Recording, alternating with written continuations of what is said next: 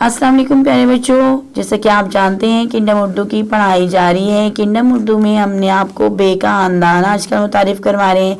बे के ख़ानदान के हमने आपको 4 जो अफराद हैं वो मुतारिफ करवा दिए। आज जो उसका आखिरी फ़र्द है से जो है वो हमने आपको मुतारिफ करवा रहे हैं। स की आवाज़ निकलती है। ये देखें, इसकी भी शक्ल जो है वो बे की तरह ही है, बस ये है कि इसके ऊपर 3 नुक्ते हैं। ठीक है, बे के नीचे 1 नुक्ता होता है और पे के नीचे 3 नुक्ते होते हैं। उसके बाद आ जाता है ते के ऊपर 2 नुक्ते होते हैं। उसके बाद आ जाता है टे, तो टे के ऊपर टोपी होती है और लास्ट फर्द होता है से, जिसके ऊपर 3 नुक्ते होते हैं। और इसकी आधी शक्ल भी ये देखिए सेम ही है, जैसे बे पे ते टे की लिखी गई है। तो अच्छा जी, चलिए हम आपको बताते हैं कि जो हर्फ से है स, इससे क्या क्या चीज़ें बनती है। ये देखिए, हमने भी जो है वो इतने ज़्यादा फ्रूट्स रखे हुए हैं, फल रखे हुए हैं। मैंने आपको बताया था कि जो फल हम इकट्ठे करके रख देते हैं उसको बोला जाता है समर। जैसे इंग्लिश में फ्रूट्स बोला जाता है, एस लग जाता है, तो इसमें जब सारे फल टोकरी में इकट्ठे करके रखे जाते हैं तो वो समर हो जाता है। क्या हो जाता है? समर। समर। और ये जो है सोर है। ये आप जो है जाते हैं चिड़ियाघर में तो वहाँ पे देखते हैं, या जंगल में जाते हैं तो वहाँ पे ये मिलते हैं आपको। तो जो है सोर। सुबान बोला जाता है बड़े सांप को, यानी जो बहुत बड़ा सांप होता है अजदा की तरह, उसको सुबान बोला जाता है। तो जो है वो ये है। उसके बाद है साबित, यानी कोई भी चीज़ जो है वो तोड़ी ना जाए या काटी ना जाए, यानी फल जो है वो काटे ना जाए तो वो क्या होंगे? साबित होंगे। ठीक है, वो कटे हुए नहीं होंगे। इस तरह अंडा अगर ना तोड़ें तो साबित ही रखा जाएगा ना, तो उसको बोला जाता है साबित। तो वो उसकी पहली आवाज़ भी से है। ठीक है, तो से समर, से सोर, से सुबान, से साबित। अब चलिए हम आपको इसकी कहानी सुनाते हैं। कहानी कुछ इस तरह है। समरीन तमाम साबित समर जमा करती थी, यानी समरीन जो है ना वो तमाम, उसको फल बहुत पसंद थे, तो इसलिए वो टोकरी में तमाम जो समर है ना, फल है ना, वो जमा कर लेती थी।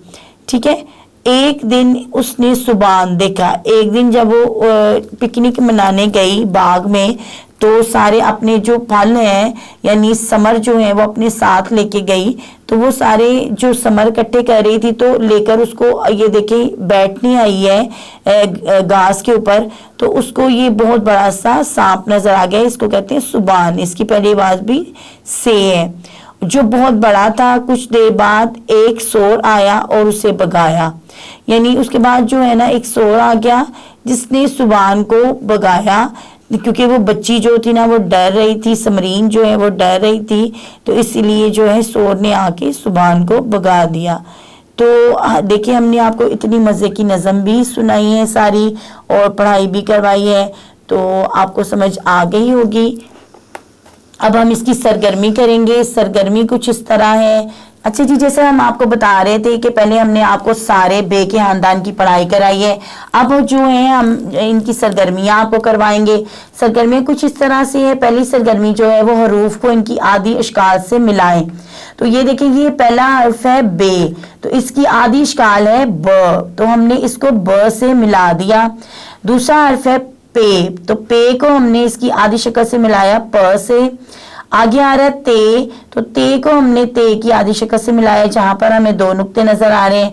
और फिर आया टे, जहां पे हमें टोपी नजर आ रही है तो उसकी आदि शक्ल उससे मिला दिया। से को 3 नुक्ते हैं तो हमने से को से मिला दिया। ठीक है, ये देखिए, बे को बे से मिलाया है, पे को पे से मिलाया है। हमें किस तरह पता चला ये इसकी आदि शक्ल है? क्योंकि देखिए, बे के नीचे 1 नुक्ता है, पे के नीचे 3 है, ते के ऊपर 2 है और टे के ऊपर टोपी और से के ऊपर 3 नुक्ते हैं।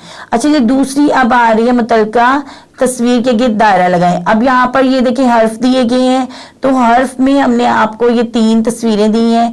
3 तस्वीरों में हमने देखना है कि बे की आवाज कहाँ निकल रही है। ये पहली देखिए टोकरी है, तो टोकरी तो बे की आवाज नहीं निकल रही। दूसरी पंखा, ये भी नहीं है। तो बिल्ली, इसका मतलब बिल्ली की आवाज निकल रही है, तो बिल्ली को हम दायरा लगा देंगे क्योंकि ये बे, इसकी पहली आवाज बे है।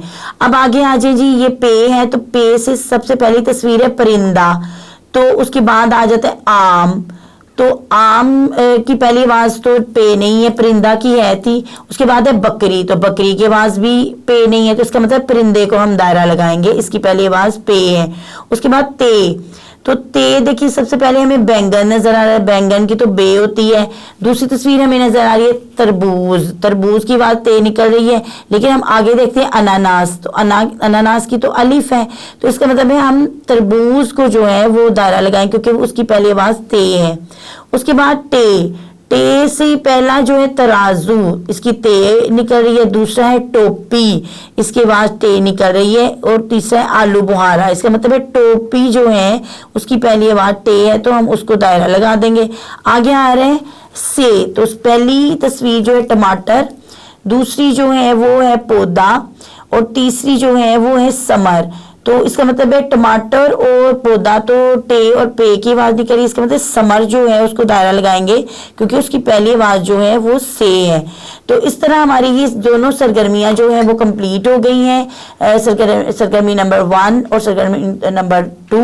और इस तरह हमने आपको बे का खानदान जो है वो कंप्लीट करवा दिया है, उसकी हमने आपको नज़म भी याद करवाई है, पढ़ाई भी करवाई है।